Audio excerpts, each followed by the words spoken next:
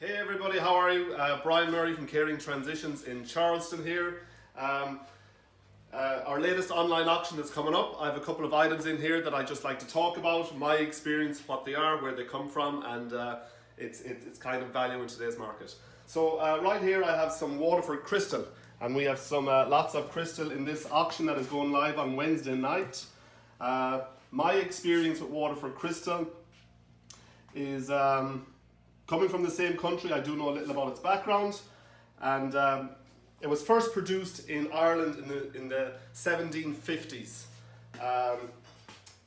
Crystal, typically, one of its components is always going to be, and this is how I do distinguish it from regular glass. Typically, it's going to be heavier than pressed glass. That because it has a component of lead in there.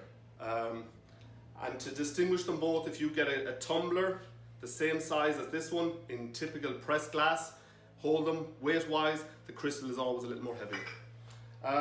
Another way to distinguish Waterford crystal is if you can wet your finger and typically around the rim, run your finger a few times.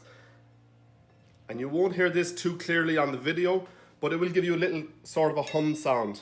Again, that would distinguish good crystal from pressed glass.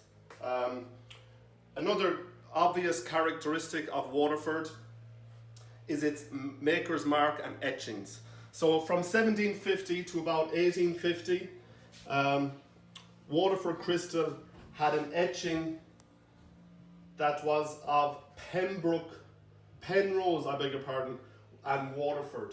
Penrose was one of the founders of Waterford crystal, and his name was etched in there, calligraphy style, with the word Waterford, and that was one of its characteristics to determine it was Waterford. The next etching that was on there from acid was just a seahorse, Waterford seahorse. That ran typically until about World War II, when another company took over Waterford crystal.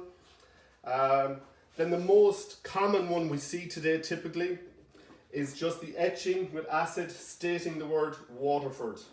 That typically ran from World War II until about the year 2000, when again another company took over, and the latest marking and etching on there, it'll say Waterford and a picture of a seahorse.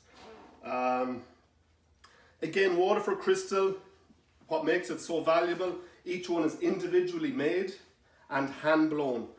And again, another way to determine good crystal, if you look in here and zoom in, you can see the pictures too better on our auction. You will see some air bubbles in here. Again, that just shows that it was made one at a time, and each piece of Waterford is unique.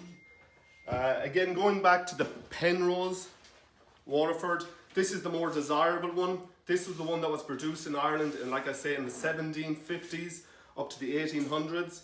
And typically that type of Waterford never left Ireland or to our neighbouring country, England, and even still today, that's where most of that is. It was not mass produced. Again, they were only producing a number of these a week, and that's what gives it big, typical higher values than the more that's produced today. Again, to look deeper into these photographs, please visit Caring Transitions online auctions /Charleston. We'll have these items live on Wednesday night, and happy holidays all, and happy bidding.